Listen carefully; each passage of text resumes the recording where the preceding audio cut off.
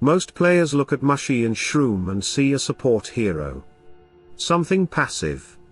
Something you build however feels right and move on.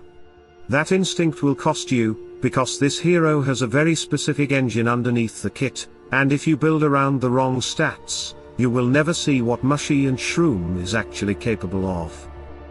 2 stats run everything. Health and magic attack. Every skin, every glyph, every artifact, every item choice in this guide comes back to those 2. Once you understand why, the entire development path stops feeling like a list of decisions and starts feeling like one clear direction. Let's go through it properly. The skills, where the logic starts. Perfect copy, the first skill, scales with health. The higher Mushy and Shroom's health, the stronger the copy that appears. And this matters more than it looks, because the copy is not decoration. It is active pressure. A copy built on a weak health pool is easy to remove.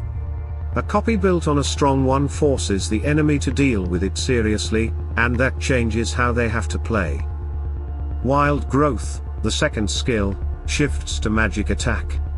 Inactive shrooms and spore mushrooms recover health passively, but the added healing value in this skill scales from magic attack. The healing from shroom scales from magic attack. The healing from the spore mushroom scales from magic attack. 3 separate healing interactions, all pointing at the same stat. This is why magic attack is not optional for Mushy and Shroom, it is the engine behind the entire recovery system. Branching mycelium connects both stats at once. The starting health of the spore mushrooms depends on health, which means more health makes them harder to destroy before they activate. The explosion damage depends on magic attack, which means more magic attack makes them more dangerous when they do. One skill, both stats, working together. And Will-o'-the-Wisp closes the loop. Base damage scales from magic attack. Maximum extra damage scales from health. Even in the ultimate, both stats have a role. This is the pattern across the entire kit. Health makes the pieces harder to remove. Magic attack makes them more threatening when they land. You cannot choose one and ignore the other, this hero needs both, and the entire development strategy is built around keeping both strong. Skins. Start with the lunar skin. It gives the highest direct health bonus of any skin available, more than the default skin, and since health runs perfect copy, branching mycelium, and the damage ceiling of Will-o'-the-Wisp, this is the strongest foundation you can build first. Second priority is the demonic skin for magic attack. Once the health side is established, this immediately strengthens Wild Growth's healing system, improves branching mycelium's explosion damage, and raises the base damage of Will-o'-the-Wisp. It is the natural second step. Third is the default skin for strength. Strength converts into health, so even though it is less direct than lunar skin, it is still pushing the same direction. Every point of strength means more health, and more health means stronger copies and stronger spore mushrooms.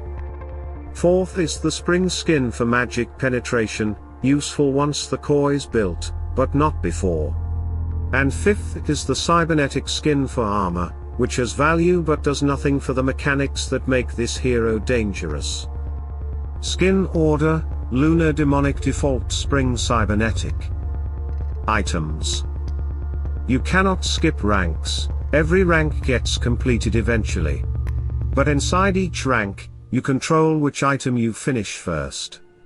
And for Mushy and Shroom, that decision should always follow the same logic, health and magic attack items come first, everything else fills in after.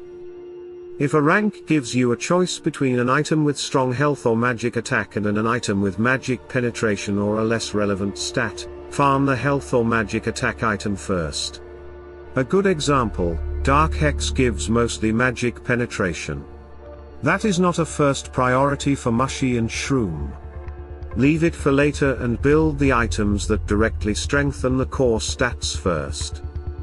The rule is simple. Every rank, check what each item gives. Start with the ones that feed health and magic attack.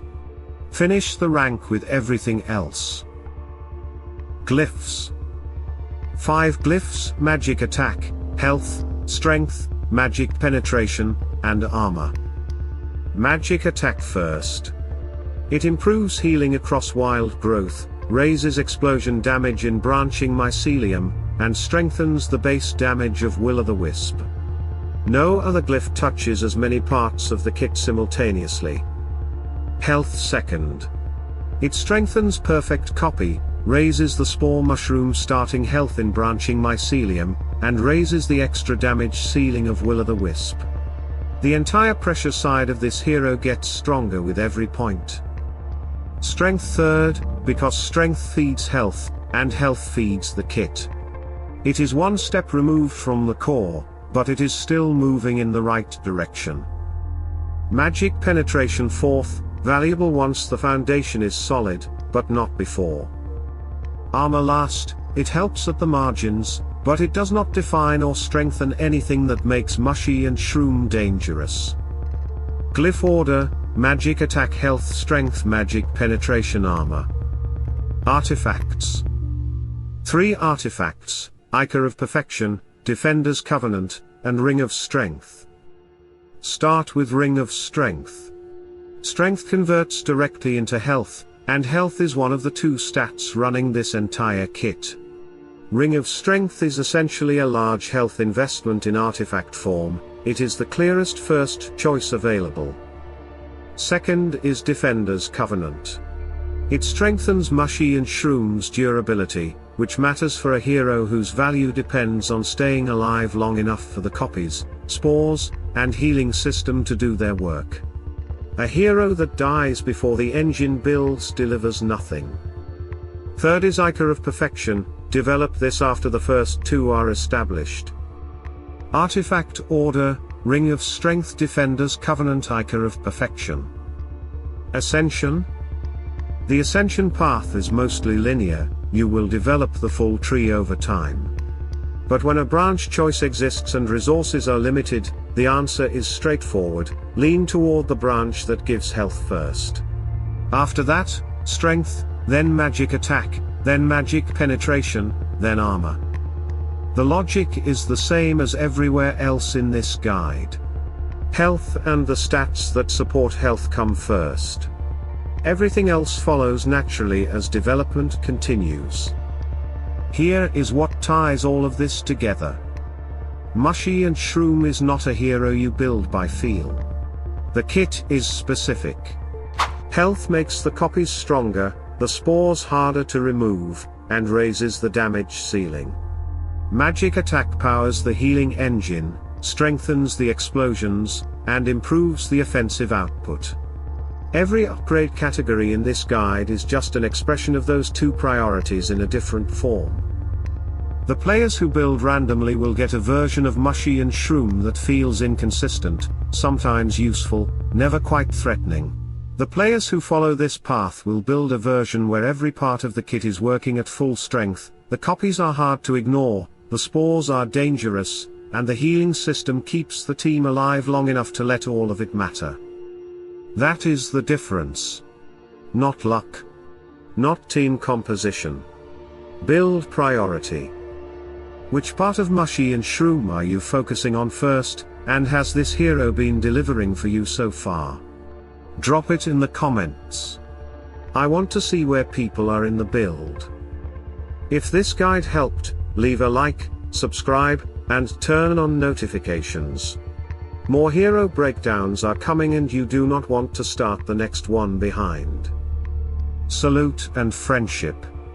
I will see you in the next battle.